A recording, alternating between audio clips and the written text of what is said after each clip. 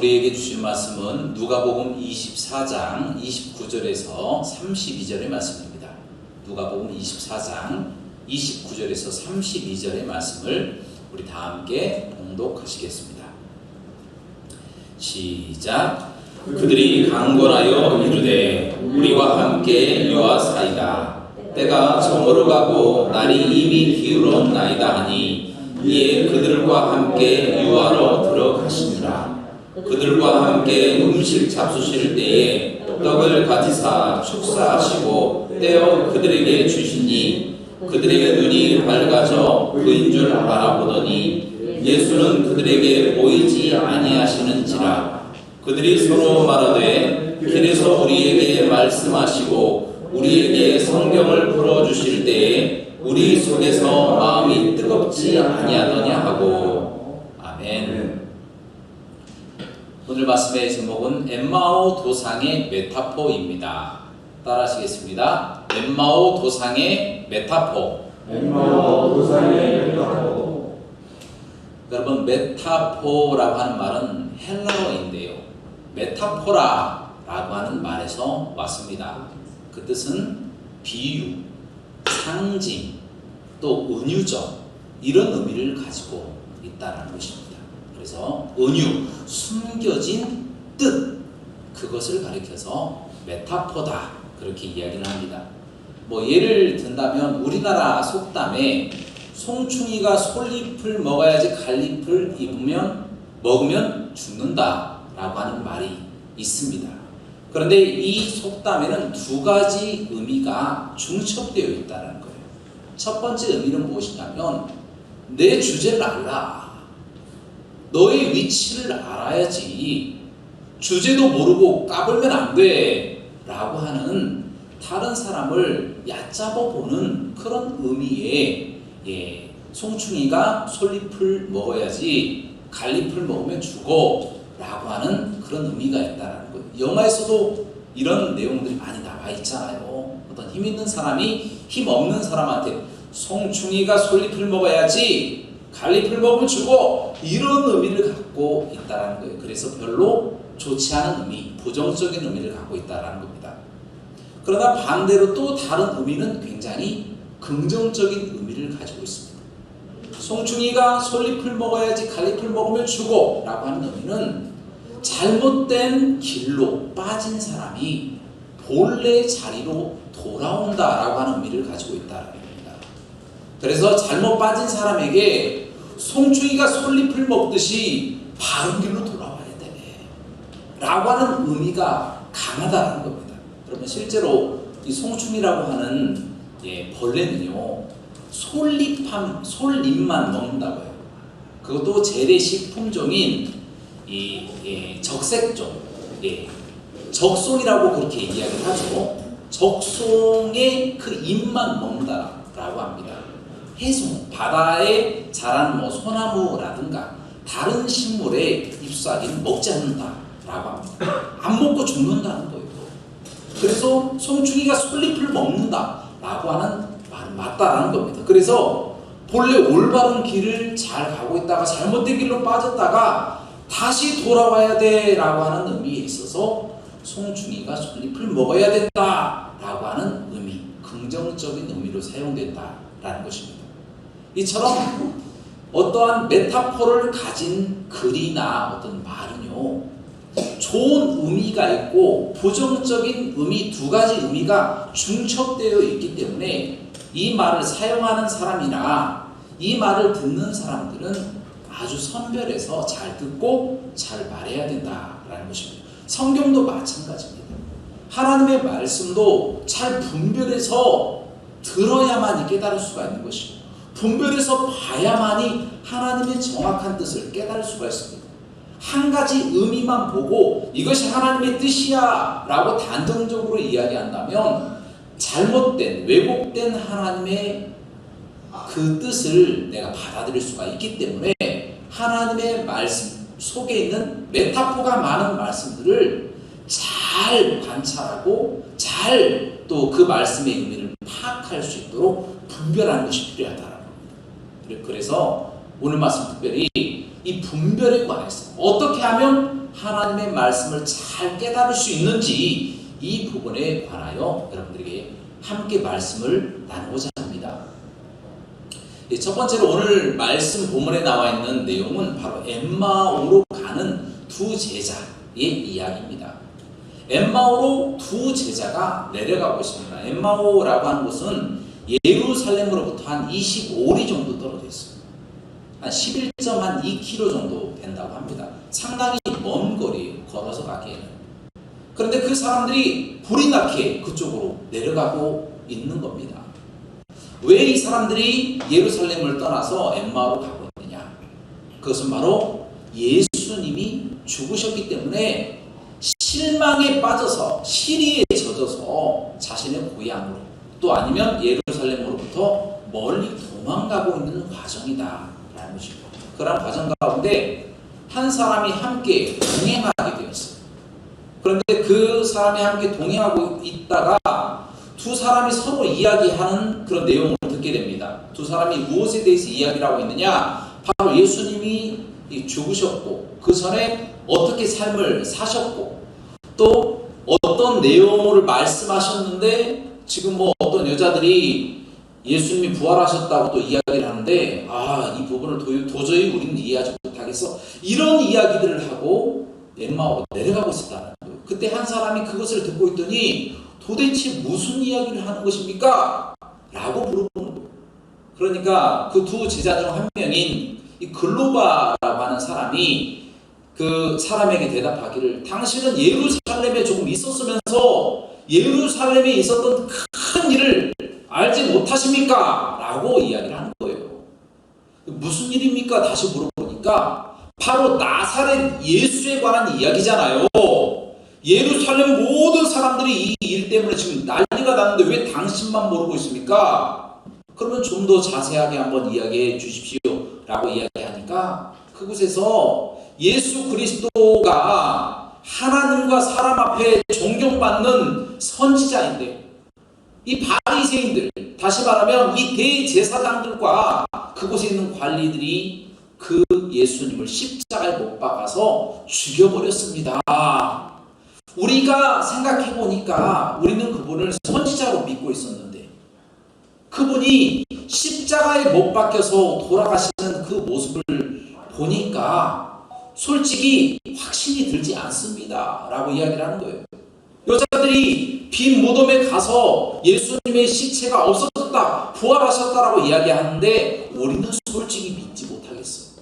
또 다른 제자들이 가서 확인까지 했는데 예수님의 시체는 못 봤다고 그렇게 이야기를 합니다. 저희들도 시리에 빠져서 이제 모든 것을 다 포기하고 엠마오로 가고 있는 도중이에요 라고 이야기를 했다라는 것입니다. 그러자 그 이야기를 듣고 있던 이 사람이 아주 호통을 치면서 이렇게 이야기하는 거예요. 이 미련하고 선지자들의 모든 이야기를, 예언을 믿지 못하는 자들아, 그리스도가 십자가의 고난을 받고 자기의 영광으로 들어가야 한다는 것을 왜 깨닫지 못하느냐? 하나님의 성경을 보면서도 왜 깨닫지 못하느냐? 그렇게 호통을 쳤다라는 것입니다. 그러면서 모세와 선지자들 그리고 모든 성경에서 예수님에 관해서 기록한 모든 내용들을 그들에게 낱낱이 풀어주시고 가르쳐주셨다라고 성경 말씀에 기록되어 있다는 겁니다. 여러분, 이 말씀 속에서 참 이 제자들의 모습을 보니까 부끄러워요. 낯이 뜨거워요. 이 사람이 누군지를 모르잖아요. 우리는 알고 있습니다. 이 분이 바로 예수님이셨어요. 예수님. 부활하신 예수님인데 예수님을 만나놓고 예수님을 알아보지도 못하고 예수님께 예수님의 이야기를 하면서 예수님을 못 믿겠다고 이야기하고 있어요. 이게 무슨 이야기입니까? 예수님을 그토록 자신의 목숨보다 귀중하게 여기며 선지자다, 구원자다 그렇게 믿고 있었던 사람들이 어느 순간에 예수님을 단지 과거에 정말 유명했던 선지자, 하나님과 사람들에게 존경받은 선지자 정도로 이 사람들이 여기고 있는 이 모습, 그러면서 예수님 앞에서 아는 척을 하는 거예요. 예수님이 볼 때 얼마나 답답하고 정말 얼마나 괴롭겠습니까? 여러분, 그렇다면 여러분들에게 질문 드리겠습니다. 왜 그동안 예수님의 말씀을 그토록 많이 들었으면서도 이들은 예수님의 말씀을 깨닫지 못했을까요? 조금 이 부분은 간단합니다. 어렵게 생각할 필요가 없어요. 왜 그렇습니까? 하나님의 말씀을 몰랐던 거예요. 하나님의 말씀을 읽지 않았던 겁니다. 여러분, 이사야서 7장 말씀에 처녀가 잉태하여 아들을 낳으리니 곧 임마누엘이 하리라. 바로 말씀이 기록되어 있잖아요. 또 스가랴서 9장 말씀 같은 경우에는 예수님께서 겸손하게 나귀를 타고 예루살렘 성에 입성하실 것이다. 이런 말씀도 기록되어 있습니다. 미가서 5장에 보면 우리 예수님께서 베들레헴 그 유다 땅에 유다 지파로 나실 것까지 기록되어 있어요. 시편 22편 말씀에 보면 예수님께서 손과 발에 아주 심하게 찔리시고 예수님의 겉옷을 나누고 속옷을 제비 뽑나이다 라는 말씀까지 기록되어 있어요. 성경을 보면 얼마든지 예수님이 고난을 받고 부활하실 것까지 기록되어 있음에도 불구하고 이들은 성경을 읽지 않기 때문에 예수님에 대해서 알지 못하는 것이다 라는 겁니다. 여러분, 참 안타깝습니다. 이 엠마오로 가는 두 제자만 그랬을까요? 엠마오에 가는 이 두 제자만 성경을 안 읽었을까요? 우리는 어떻습니까? 여러분은 성경을 많이 읽고 계십니까? 성경을 많이 듣고 계십니까? 여러분, 성경은요, 일주일에 한 번만 하나님의 말씀으로 듣고 끝나서는 안 된다는 거예요. 일주일 내내 하나님의 말씀을 붙잡고 이것이 그러한가 아닌가를 시간을 두고 읽고 보고 그대로 행해야 되는데 하나님의 말씀을 읽지 않는 거예요. 하나님의 말씀의 뜻이 무엇인지 관심이 없는 거예요. 그렇게 방치하다 보니까 썬데이 크리스찬이 된 거예요. 주일만 크리스찬이에요. 그리고 세상에 나가면 믿지 않는 사람처럼 똑같이 살아갑니다. 그러다 주일에 오면 일주일에 단 한 번 말씀 듣고 끝나는 경우가 많다는 거예요. 하나님의 말씀을 모르니 하나님의 말씀을 깨달을 여지도 없다는 겁니다. 늘 그 자리에요. 늘 개선이 없고 발전이 없어요. 하나님의 말씀에 대한 경외함이 없는 겁니다. 그러니 하나님의 말씀의 능력이 그 삶에 나타나지 않는 것이고 그 사람을 하나님이 보시기에도 썬데이 크리스찬이구나, 그 사람의 합당한 은혜만 베풀어 주시고 만다라는 것입니다. 그래서는 안 된다는 거예요. 하나님의 말씀을 들어야만이, 하나님의 말씀을 읽어야만이, 그 말씀을 공부해야만이 하나님의 말씀의 뜻을 깨달을 수 있다라는 것입니다. 두 번째로 하나님의 말씀을 깨닫지 못하는 것. 바로 예수님을 그토록 쫓아다니고 그렇게 교육을 많이 받았음에도 불구하고 예수님이 하시는 말씀을 깨닫지 못한 두 번째 이유가 무엇일까요? 그것은 바로 이 제자들이 선택적으로 하나님의 말씀을 자신의 필요에 따라 받아들였기 때문입니다. 어떤 말씀은 내가 좋아해요. 그리고 내가 잘 듣고 싶어 하고, 그런 말씀은 내가 계속해서 외우고 읽고 또 좋아하고 쓰고 그렇습니다. 그러나 내가 싫어하는 말씀은 그 말씀은 듣기도 싫어하고 차라리 성경에서 없었으면 좋겠다라고 생각하는 사람들도 있다는 겁니다. 엠마오로 가던 이 두 제자도 마찬가지고 예수님의 제자들이 다 그랬어요. 예수님께서는 십자가에 못 박혀서 내가 돌아가신 지 사흘 만에 다시 살아날 것이다 라고 말씀하셨지만, 그 제자들이, 또 엠마오로 가는 두 제자는 예수님이 영원토록 이 땅에서 왕처럼 군림하기를 원하셨습니다. 정치적인 메시아, 세상의 모든 권력을 무너뜨리고 이스라엘을 최고의 나라, 최강의 나라로 세우고 자신들이 권력자처럼 권력을 휘두르는 것, 그것을 원했다라는 거예요. 정치적인 메시아를 원했다라는 겁니다. 그런데 예수님이 자꾸 죽는다는 소리만 하시고 다시 살아나실 것이다, 이상한 소리만 하시니까 심지어 수제자였던 베드로도 예수님을 말립니다. 예수님 그러지 마시라고, 그러지 마시라고. 아니 왜 예수님 왜 이상한 소리 하셔가지고 지금 분위기도 좋은데 분위기를 망치려 하십니까?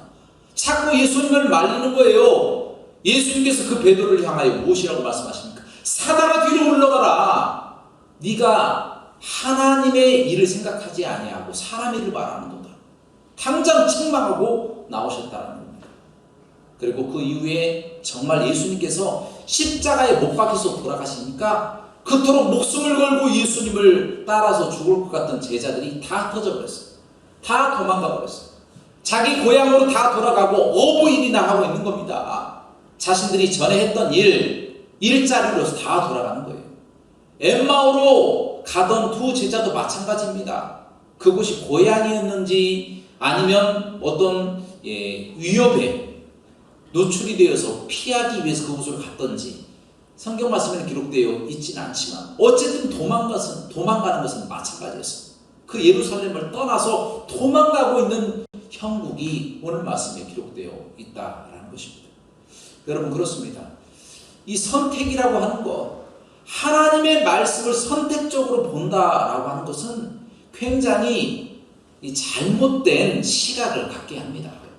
잘못된 관점으로 바라보는 거예요. 나만의 관점.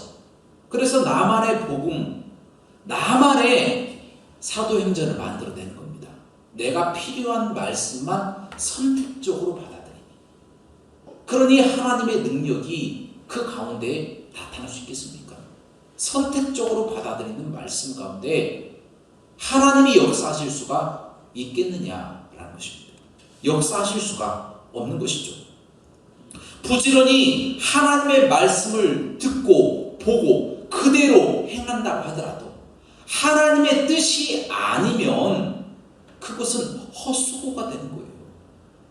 하나님의 뜻대로 행해야만이, 하나님의 말씀대로 행해야만이 그래서 복을 받는 겁니다. 그런데요, 하나님의 말씀은 어떤 말씀은 받아들이고 어떤 말씀은 듣기 싫으니까 그냥 귀를 닫아버리고, 어떤 말씀은 보지 않고 지루하다 보지 않고, 어떤 말씀은 너무 강하네, 나에겐 맞지 않는 말씀이야, 나는 이 말씀이 훨씬 좋아, 그 말씀만 집중적으로 보고. 아니다라는 거예요. 하나님의 말씀은 전반적으로 다 하나님의 말씀이고 그 가운데 다 하나님이 주시는 생명이 다 그 속에 있다라는 거예요. 그것을 우리가 잊어버리고 나 좋아하는 말씀만 찾아다니고, 그래서 그 말씀만 보고 듣고 아무리 지킨다고 한들 변화가 일어나지 아니하고 잘못된 생각 또 잘못된 가치관이 생겨나서 잘못된 방향으로 빠질 수밖에 없다는 거예요. 제자들이 그렇게 빠진 거예요.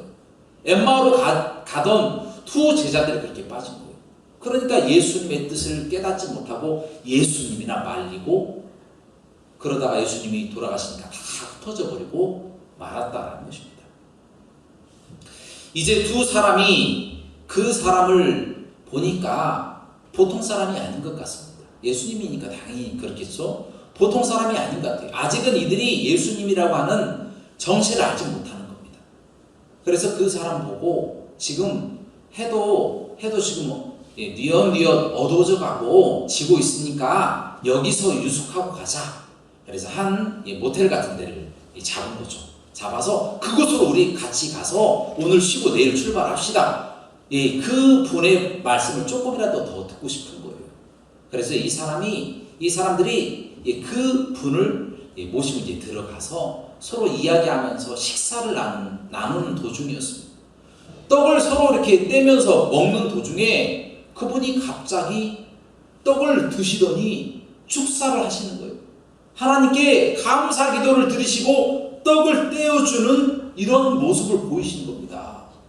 그 모습을 보자마자 그들이 눈이 확 열려서 예수님이구나 라고 그들이 예수님을 발견하게 되겠다는 거죠. 영적인 눈이 확 열렸다라는 것입니다. 바로 이것이 바로 메타포라고 이야기합니다.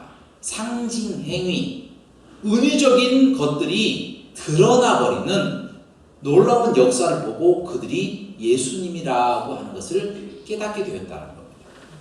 여러분, 저는 이 말씀을 보면서 참 부끄러워요.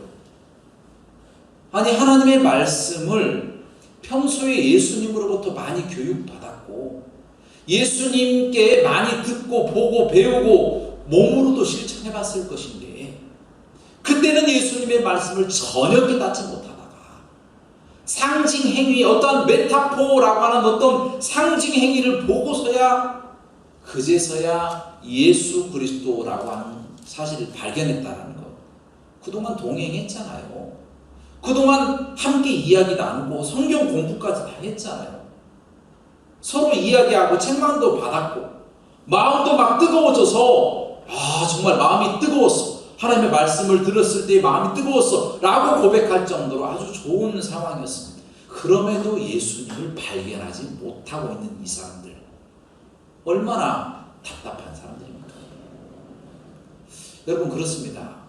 우리가요 반드시 꿈이나 환상, 어떤 예언, 어떤 능력이 나타난다고 해서 그것이 반드시 좋은 것만은 아닙니다. 왜 그렇습니까? 하나님은요 늘 우리의 삶 가운데 늘 동행하고 계세요. 예수님은 늘 우리를 불꽃 같은 눈동자로 지켜보시고 우리를 보호하시는 분이세요. 늘 함께 하시고 우리에게 말씀을 들려주시는 분이세요. 그런데 그 들려주시는 말씀을 평소에는 깨닫지 못하는 거예요. 왜 그렇습니까? 하나님의 말씀 안 읽으니까. 하나님께서 하나님의 말씀을 깨달을 수 있도록 우리에게 말씀하시는데 우리가 말씀을 안 읽고 안 보니까, 듣지도 않고 또 세상에서 암송도 안 하고 쓰지도 않고 관심이 없으니까 하나님께서 역사하실 방법이 없는 겁니다. 그러다가 어떤 기회가 생겨서 조금 하나님의 말씀을 듣다 보면 조금씩 바뀌어 나가겠죠. 그래도 안 되면 우리 하나님이 메타포를 보여주신 거예요. 어떤 상징 행위를 통하여, 어떠한 사건을 통하여 그 사람이 깨달을 수 있는 기회를 허락해 주시는 거예요. 꿈이나 환상이나 어떤 사건을 통해서, 어떤 기적을 통해서 보여주시면서 하나님의 뜻을 말씀하시는 겁니다. 그렇기 때문에 반드시 우리가 꿈을 꾸고 환상을 보고 예언을 듣고 어떤 능력이 나타난다고 해서 믿음이 좋은 사람이다 라고 단정할 수는 없는 겁니다.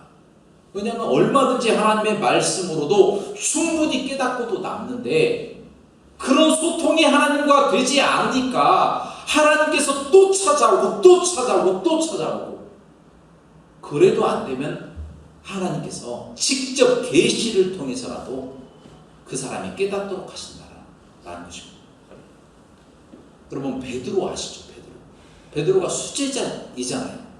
3,000명, 하루에 3,000명씩 5,000명씩 구원하는 엄청난 하나님의 제자 아닙니까? 예수님의 제자 아닙니까? 그런데 이 베드로가 요바에 있었어요. 요바에 있었는데 이제 밥을 먹으려고 한 제 6시경에 히브리 시간하고 저희하고 한 6시간 정도 차이 나니까 12시 정도 이제 밥을 먹으려고 식사를 받았어요. 딱 받았는데 갑자기 환상이 열린 겁니다. 하늘에서 4다리 가진 짐승이나 공중나는 것들이 밑으로 이렇게 쭉 하고 내려오는 거예요. 자세히 봤더니 그 짐승이나 새들이 정한 짐승과 새가 아닌 거예요. 우리 하나님께서 정하다고 하는 것들은 되새김질을 하면서 발굽이 갈라진 그것을 가리켜서 정하다, 율법에는 그렇게 나와 있어요. 그리고 율법상으로 보니까 이거 부정한 짐승인 거예요. 그런데 하늘에서 하나님으로부터 소리가 들리기를 네가 잡아먹으라 라고 명령이 떨어진 겁니다. 그때 예수님께서 그때 베드로가 그 음성 나는 데를 향하여 그렇게 소리를 치는 거예요. 아니, 저는 부정한 이 짐승들을 결코 입에 대지 않겠습니다. 먹지 않겠습니다 라고 이야기하는 겁니다.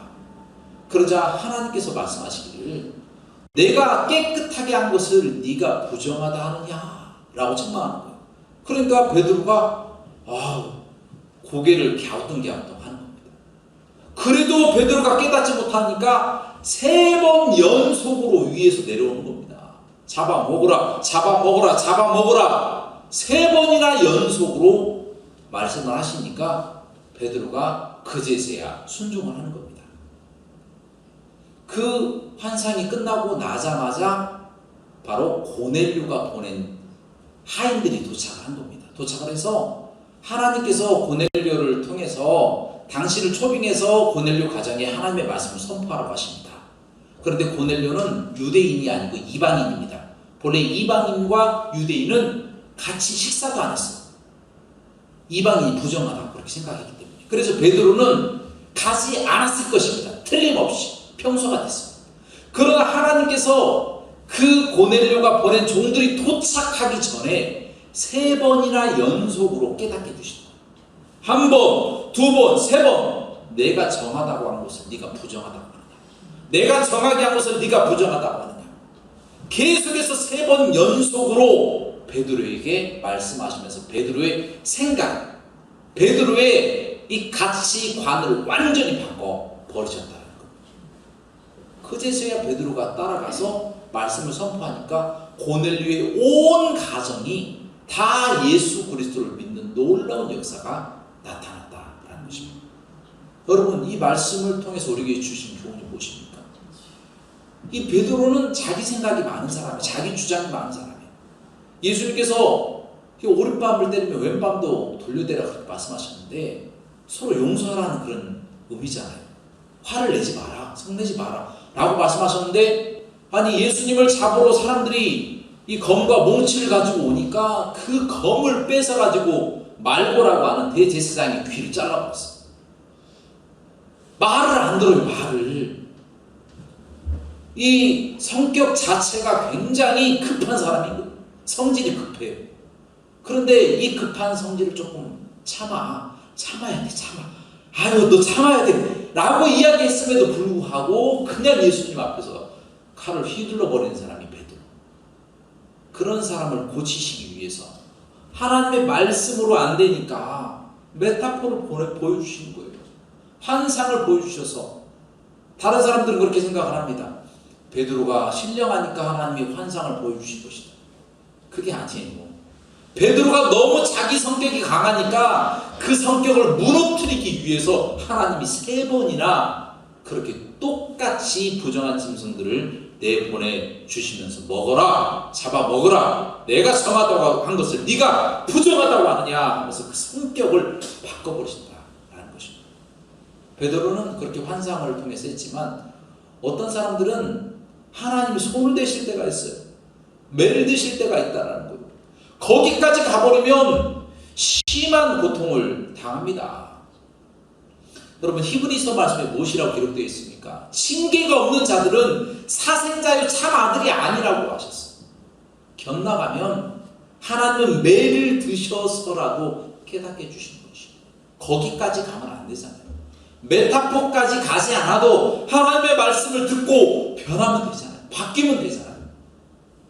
그것을 하지 않는다는 거예요. 자꾸만 좌로 나오나 치우치고 송충이가 솔잎을 먹어야 되는데 하나님의 말씀을 우리 성도들이 먹어야 되고 하나님의 말씀을 읽고 보고 그대로 지켜야 되는데 하나님과는 전혀 상반된 삶. 말씀도 모르죠. 하나님의 말씀을 읽지도 않죠. 하나님의 말씀을 들어도 내가 좋아하는 말씀만 듣고 어떤 말씀은 다 헌신자 버리듯이 버리고 하나님의 메타포가 있을 때까지 그대로 자신이 원하는 길을 따라 그렇게 살아갈 때 어떻게 우리 하나님께서 그 사랑하는 자녀를 내버려 두시겠습니까? 하나님의 메타포를 보여주실 수밖에 없다라는 겁니다. 사랑하는 여러분, 이제 말씀을 정리합니다. 엠마오로 가는 제자들의 말과 태도의 변화를 통해 어떻게 예수님께서 우리를 변화시켜 나가시고 하나님의 말씀을 깨닫게 하시는지에 대해서 오늘 하나님의 말씀을 증거했습니다.